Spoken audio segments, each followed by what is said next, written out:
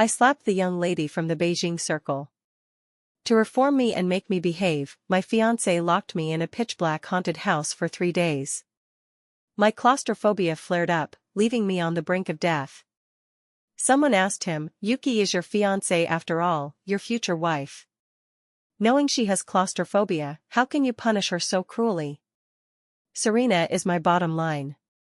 Yuki is just the nanny's daughter, and a little stutterer at that. She's not worthy of being my wife. Once Serena and I are married, I'll keep this little stutterer on the side, it won't wrong her. He had completely forgotten that our engagement was something he had begged for, even knocking his head until it bled. On the day he secretly married behind my back, I was already unmoved. I pulled out my SIM card and got into the man's Maybach parked in the night. A resounding slap landed heavily on the face of Serena, the young lady from the Beijing circle. My palm stung fiercely and even trembled. The entire banquet hall fell silent, followed by the crowd's criticisms. Didn't Ethan tell us that his little fiancée is timid and gentle? Serena just called her a little stutterer and got slapped for it? It's not like Ethan hasn't said that Yuki only lets him call her little stutterer, she's quite delicate. Isn't her stuttering a fact? Facts can't be stated? As a nanny's daughter raised in the Pei family from childhood, what does she have to be arrogant about? Offending Serena is challenging the entire Xia family. Yuki, hurry up and apologize to our Serena. Serena had been pampered since childhood and had never been hit. She was stunned in place for a long time after I slapped her. Someone stepped forward to hold back the erupting Serena. Serena, this little stutterer is still someone Ethan holds dear. Even if we punish her, we should consult Ethan first, right? I don't think so. Didn't Ethan instruct her not to show her face in public? Today's birthday banquet for Ethan was organized single-handedly by our Serena, and Yuki just comes and hits someone. The entire banquet hall was divided in opinions, some defended me, but most were on Serena's side. What are you all arguing about? Ethan arrived late after finishing his video conference. Due to Serena's mockery, my sense of shame reached its peak. Seeing this man I had depended on since childhood, I ran over in big strides. He caught me in his arms, seeing my eyes red. He seemed to have forgotten that he told me to wait at home today. I shouldn't be here either, he gently comforted me. Who made you upset? I wanted to vent all my grievances, I had so much to say, but I was a stutterer. I could only shorten my sentences as much as possible. Serena? Ethan frowned. I nodded. She called me a little stutterer. After struggling to finish this sentence, my tears suddenly poured out. Serena came over covering her face. Brother Ethan, I don't know where I offended Yuki. I just thought her way of speaking was cute and said little stutterer, and she slapped me. Look, is my face swollen? Serena's expression evoked pity. Ethan suddenly pushed me away, looking at me with eyes like cold ice. Was she wrong? Apologize to Serena. My heart was shattered in that moment by his cold words. My limbs were stiff, and my brain was numb. Ethan said, you struck first. As long as you apologize to Serena, you can stay tonight to celebrate my birthday with me. Today was Ethan's birthday. He was worried I couldn't fit into this crowded circle, so he told me to stay home obediently and wait for him. Every previous birthday was spent with me. Each year, I would personally make him a birthday cake. This year was the same. I don't like crowds, so I thought I'd deliver the cake and leave. After entering, everyone led by Serena surrounded me. Yuki, why are you here? Didn't Ethan tell you not to come? In this upper-class circle, he said you'd just embarrass him if you came. I anxiously shook my head. No, he was worried you couldn't fit into this circle? I nodded. The crowd burst into laughter. She's so naive, she actually believed it. I came to deliver the cake. I'll leave now. Serena grabbed me and made me look at the 2-meter-high cake in the middle. This is so shabby. Are you deliberately trying to embarrass brother Ethan? If this gets out, what about his reputation? She signaled to the people behind her. 2 came up to snatch the cake I made. I desperately protected it, but in the end, it fell apart and dropped to the ground. Endless mockery exploded in my ears. If you think it's a pity, you can crawl on the ground and lick the cake clean. I said angrily, Serena. You, apologize to me. Serena acted as if she heard some incredible joke. Her friends laughed again, her stuttering looked so funny, ha ha ha.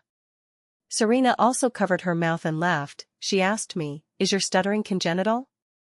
If it is, won't you be a little stutterer for life? I seem to have heard that you were abandoned by your parents right after birth, adopted by an infertile couple for a few years, then they had their own child and abandoned you again. Finally, the Pei family's nanny picked you up. That nanny couldn't stand her husband's domestic violence, killed him in retaliation, and then committed suicide in front of you. Is that how you got scared into this? If it weren't for Ethan begging Lady Daisy to keep this orphan in the Pei family, who knows where she'd be begging now? She's too timid and fragile. If it weren't for Ethan protecting her all these years, she'd probably be bullied to death. So shameless, leeching off the Pei family for so many years, she only deserves to be a useless parasite. Serena pretended to stop her friends who were insulting me. Don't say that about a little stutterer. What if she comes to leech off your families later?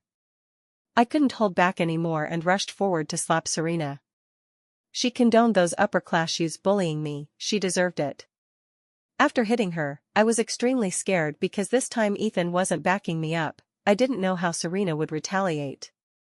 In extreme panic, I hoped Ethan would come soon to rescue me. Ethan, who had protected me from childhood to adulthood, came and for the first time made me apologize to Serena in front of so many people. But I clearly did nothing wrong. They mocked me first, so why did my counterattack become my fault?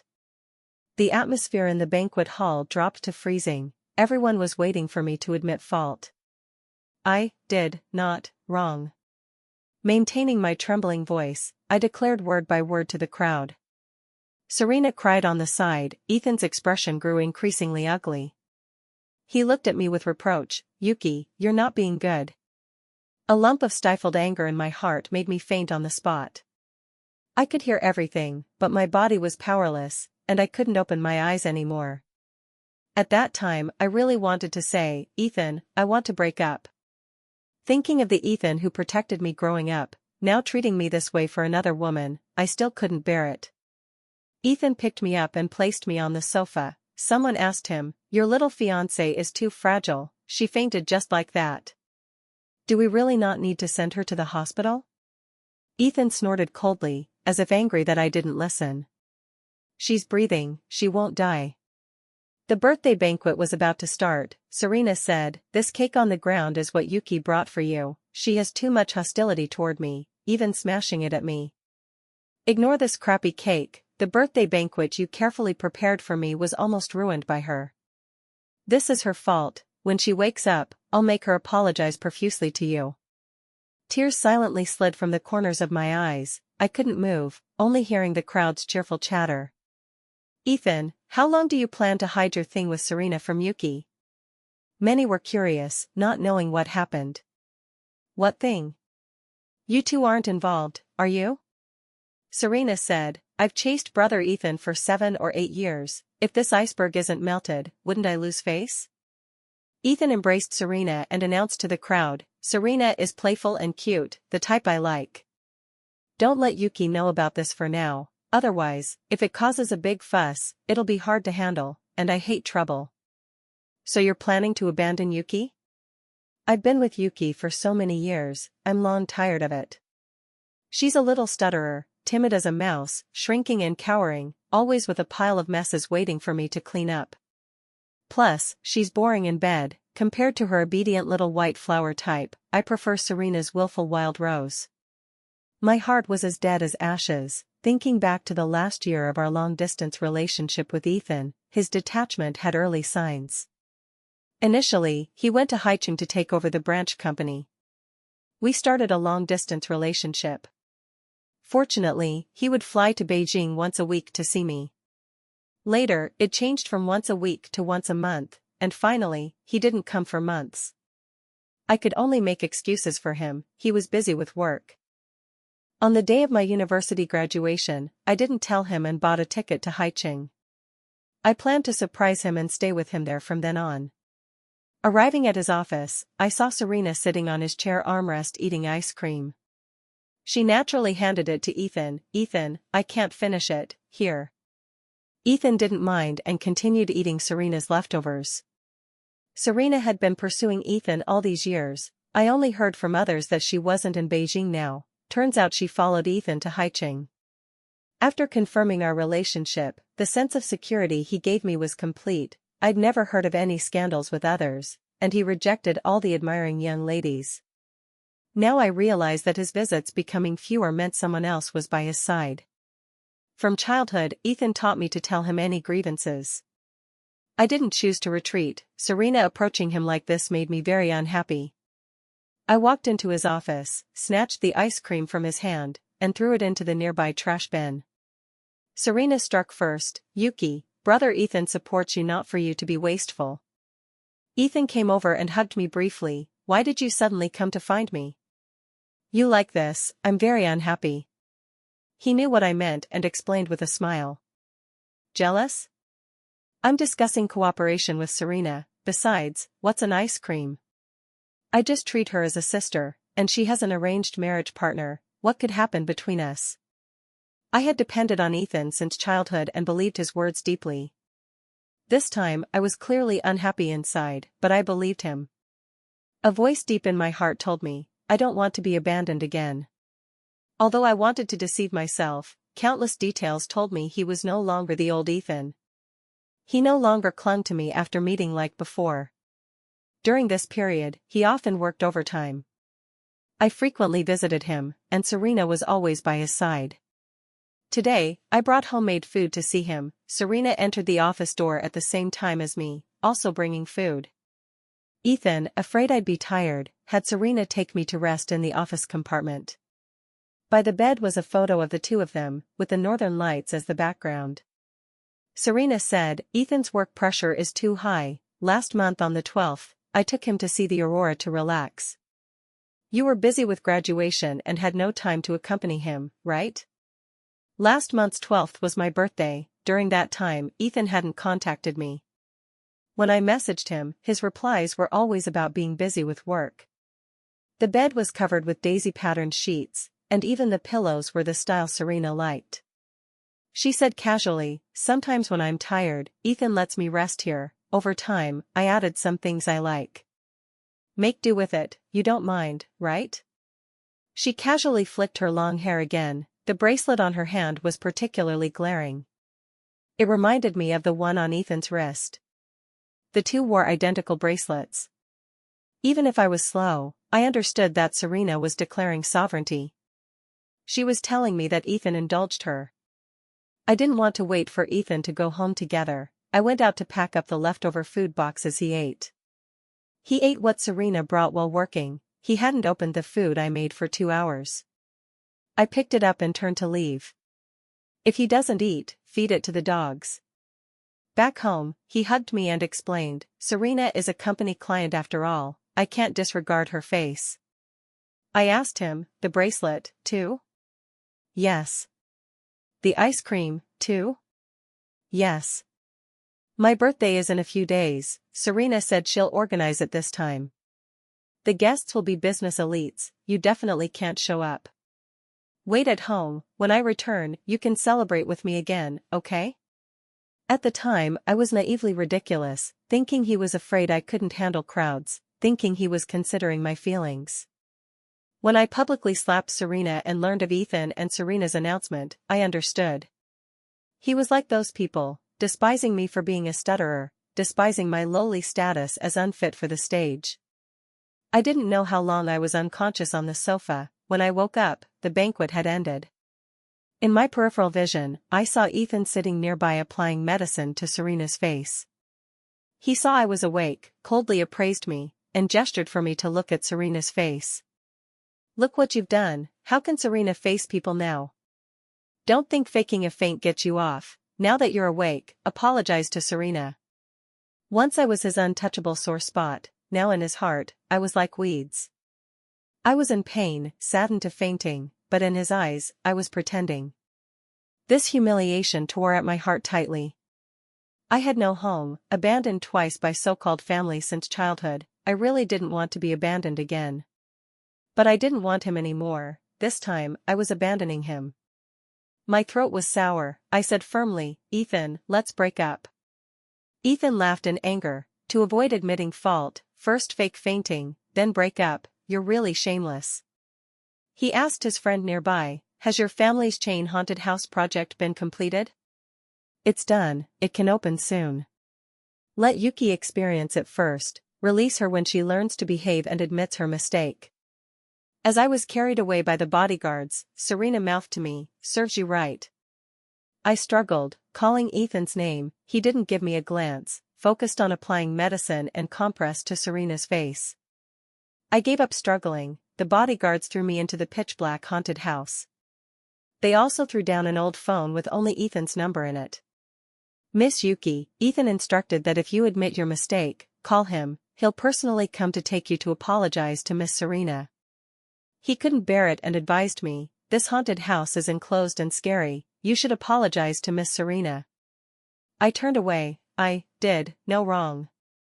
The bodyguard sighed helplessly and closed the door. Soon, I heard Ethan and his friend talking not far from the door. "Yuki is your fiancée after all, your future wife.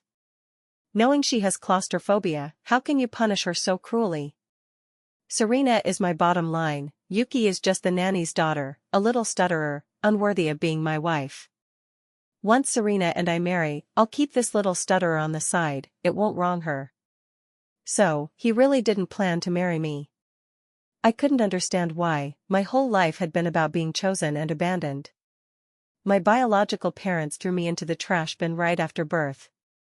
Fortunately, my adoptive parents picked me up and raised me until 6. During those 6 years, they were trying to conceive. When they had their own child, they reclaimed the love that was originally mine.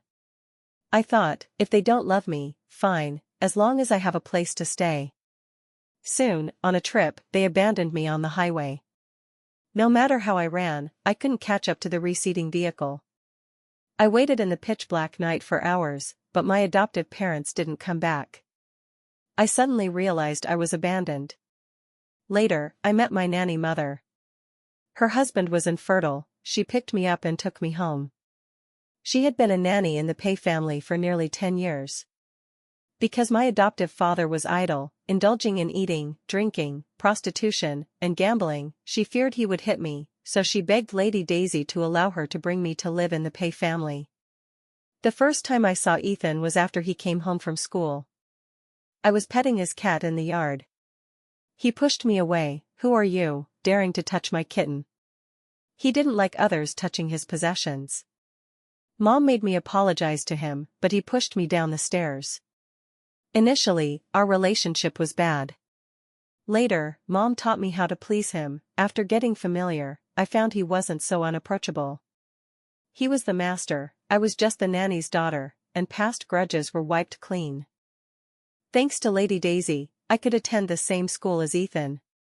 He was 3 years older. Mom would pack meals in my backpack for me to deliver to Ethan at mealtime, and at school, I willingly ran errands for him. Just like that, I felt immensely happy. With a new mom, Lady Daisy was good to me, and Ethan treated me like a big brother. The former arrogant young master became a little sun revolving around me. Happy days don't last. After the middle school exams, Mom couldn't endure Dad's long-term domestic violence, killed him in retaliation, and finally cried to me, "Mom changed your name to Yuki, hoping you live happily, life won't be all darkness, there will always be new hope. Mom has a heart illness and can't live well with you anymore." She slashed her neck in front of me. No matter how I covered Mom's neck, I couldn't stop the blood. Mom chose to die in Dad's rental room. I was abandoned again. This blow made me even more timid and cowardly, becoming the little stutterer everyone mocked. Mom left all her money to me. On the day I packed to leave the Pei family, Ethan skipped class for the first time. "Where are you going?" "To school, dormitory, thank you, for your care these years." After the trauma, I stuttered, could only slow down, enduring discomfort to finish the sentence. He snatched my backpack and threw it on the bed. "You're not allowed to leave, I'll beg my mom to let you stay." I won't live in dorms during university, I'll come home every day. You don't dorm either, don't rent outside. I don't know what Ethan said to Lady Daisy, but she kept me. At school, everyone mocked me for stuttering, living under others' roof, I dared not speak of grievances. Ethan understood my situation, he could instantly detect any emotional change. He would take me to school to back me up. When I was extremely aggrieved, he comforted me, what's wrong with being a little stutterer? I like little stutterers. Ethan begged his mom twice for me. Once to let me stay in the Pay family. Another to beg to marry me. He knelt in the living room for 3 days, without eating or drinking, begging his mom to fulfill it. His mom was good to me, but after discovering we were dating, her attitude reversed. A prestigious family like the Pay wasn't something I could match. Ethan confronted the whole family for me, refused arranged marriages. He knelt and kowtowed to his mom until bleeding.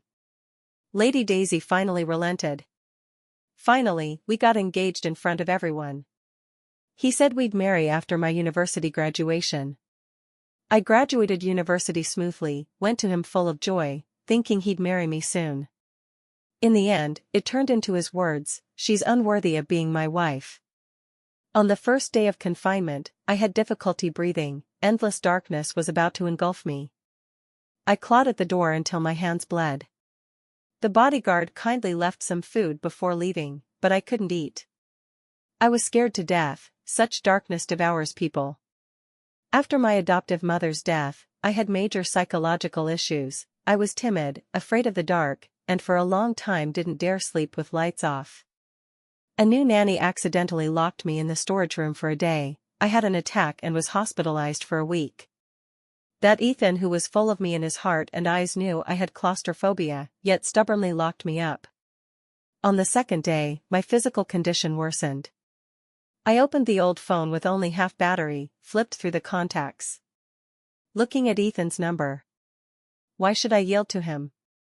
I dialed another number memorized in my mind. This was my only lifeline. The voice on the other end was steady and reassuring, patient even without knowing who called. Hello.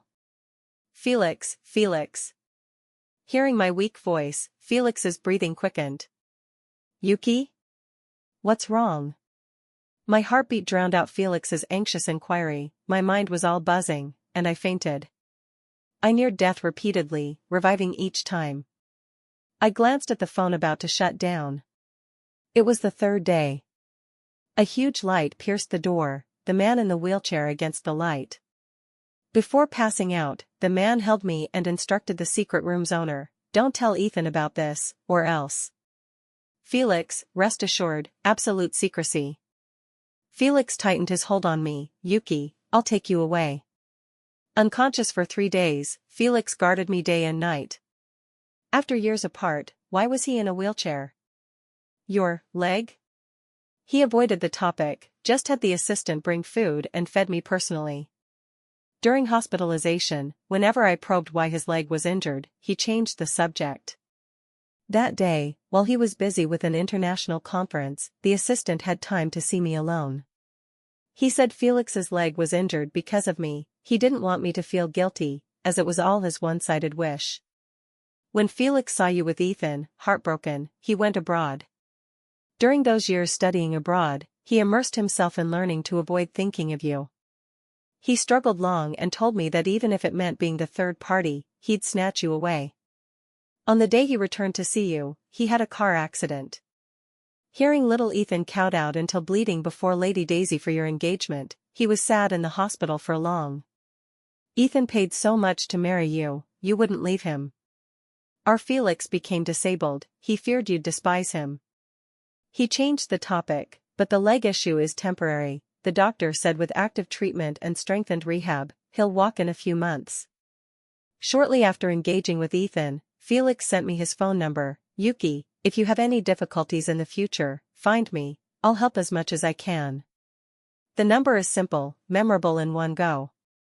My heart felt gnawed by 10,000 ants. I had told him before that I disliked math, got annoyed seeing numbers, especially complex ones. So his number was extremely simple, fearing I couldn't remember. The man I once looked down on was now the one saving me from dire straits. Felix was Ethan's mom's younger brother, they were only a few months apart in age. His parents passed away soon after his birth, he was raised by Lady Daisy since childhood. After moving into the Pay family, I rarely saw him, he mostly stayed in school dorms. When older, he came home often but didn't stay overnight. I was timid, he had an iceberg face, taciturn, I feared him. Every time he came home, I didn't want to see him. Fortunately, Ethan was between us, or it would be awkward. I never thought he'd like me until he and Ethan confessed simultaneously. I didn't understand, we barely spoke, why did he like me? He said dully, I like you, so I want to make you better, that's why I'm willing to tutor you. During that time, my math regressed badly, Lady Daisy had Felix tutor me. Sitting beside me, he was stricter than my math teacher, even punishing me with copying 20 times. I thought I offended him, using tutoring to punish me. So, this is a top student's love? I found his love inexplicable and rejected his suffocating affection. Compared to him, Ethan and I had more in common, less awkward. The assistant said, Felix told me that back then, because he was too dumb and didn't know how to please girls, he missed you. But now with this chance, he wants to perform well in front of you. 2 coughs came from outside, the assistant shut up scared. Don't want to work anymore? The assistant obsequiously slapped his mouth lightly and ran to push Felix to my bedside. Having his past exposed by the assistant, Felix's gaze wandered, not daring to look at me. The doctor said observe 2 more days and you can be discharged. One more thing, don't be angry. Ethan and Serena are marrying in 2 days. It was expected, my heart died long ago with his repeated hurts. I smiled dismissively, it has nothing to do with me.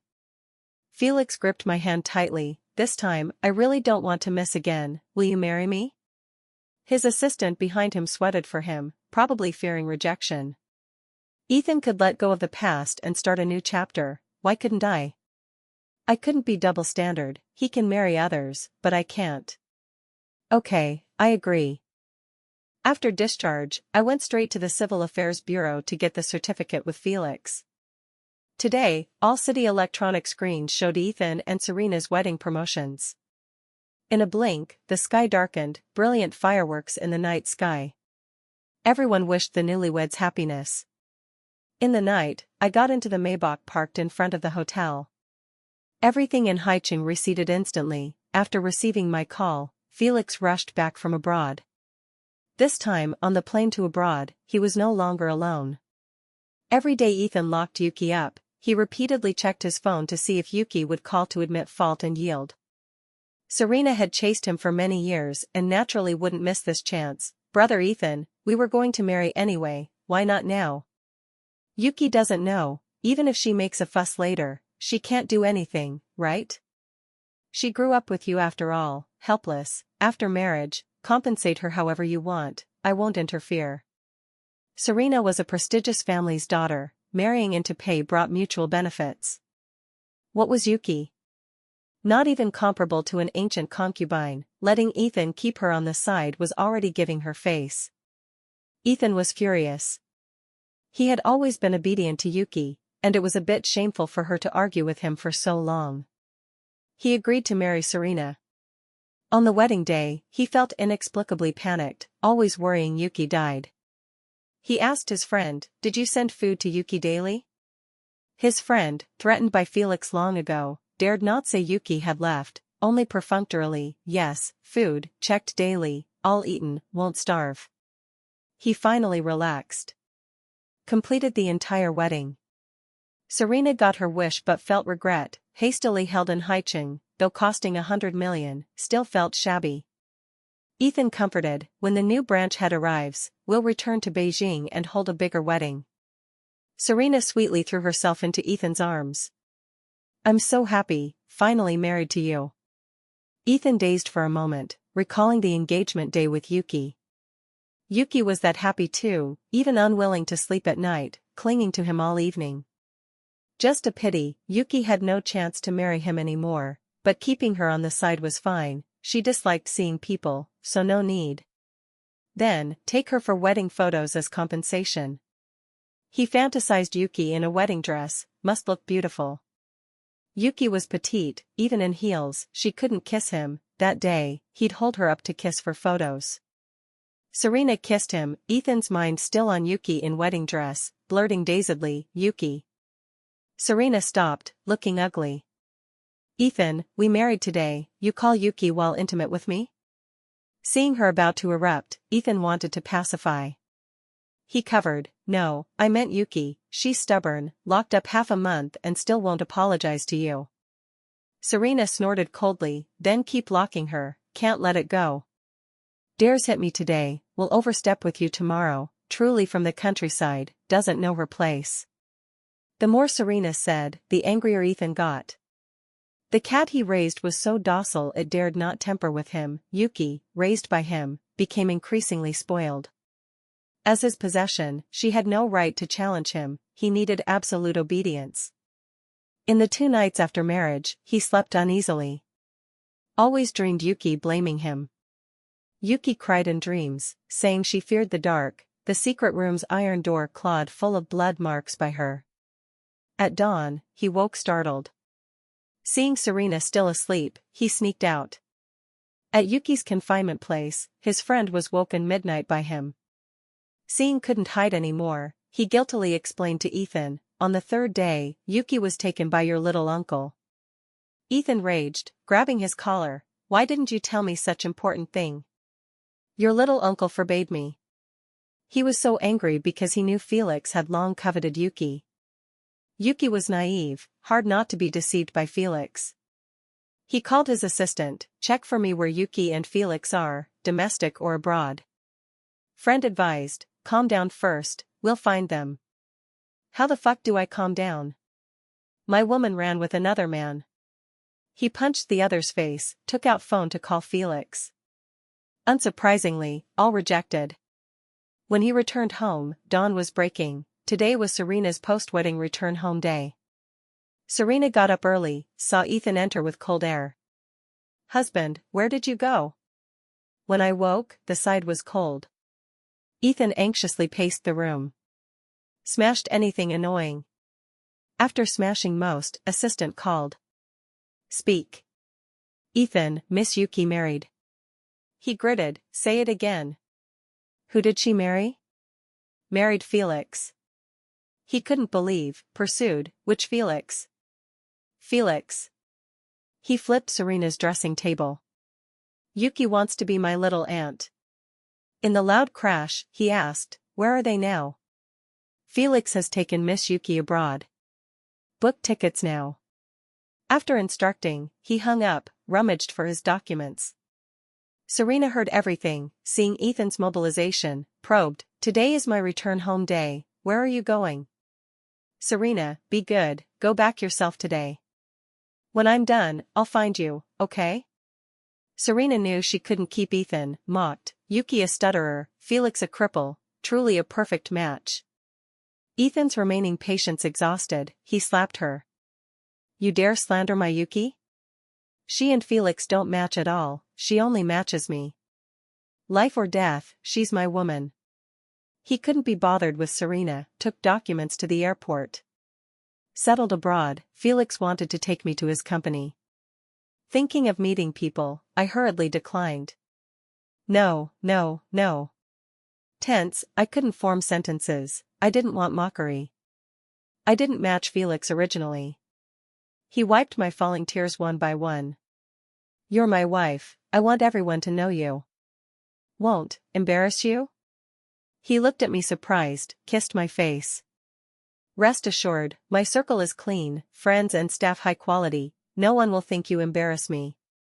You're my wife, we share honor and disgrace. Though Ethan didn't show disdain for my stuttering, he never took me to meet friends or to the company. Ostensibly fearing my discomfort, actually despising me greatly. He thought someone like me as wife lowered his status, secretly married a matching heiress.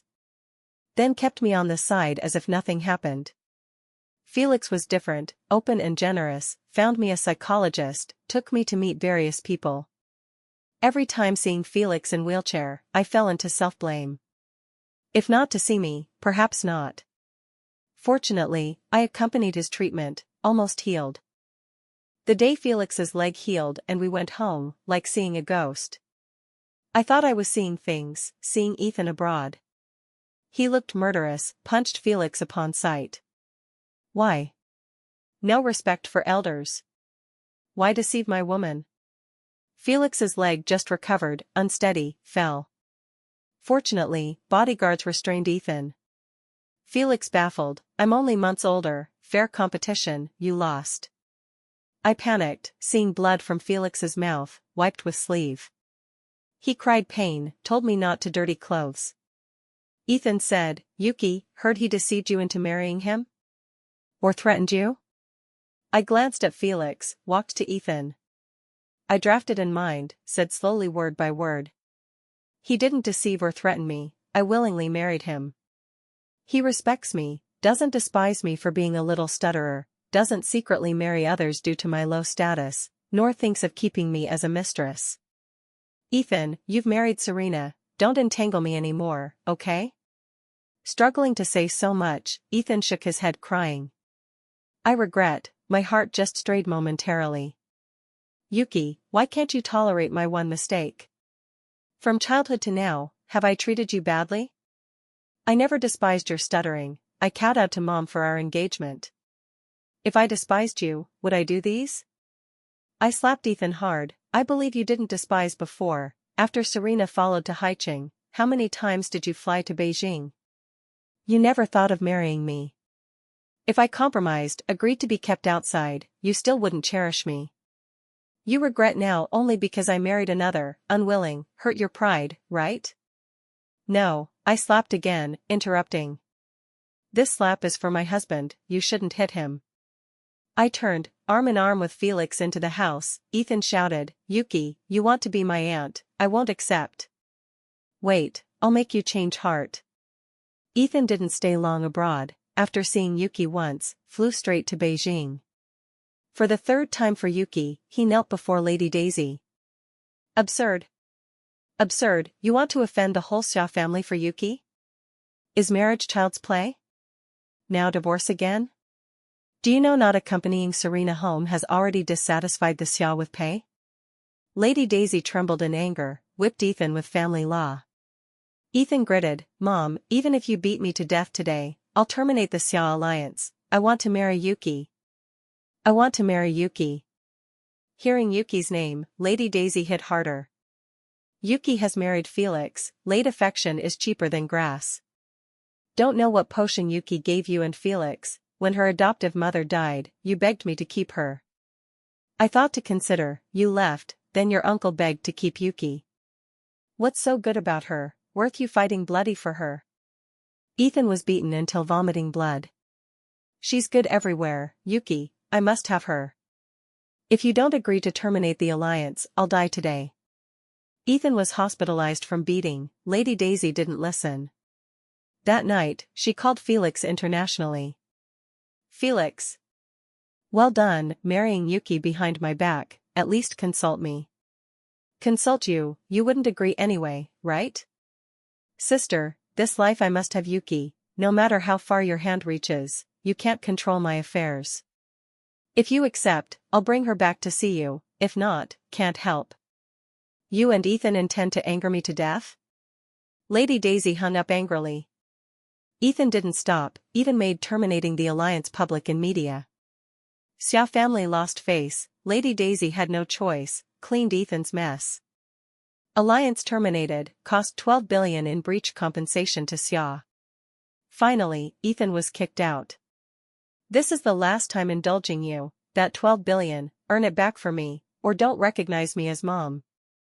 Ethan finished these matters 3 months later. He went abroad to find Yuki, told her, Yuki, I've divorced Serena, can you marry me?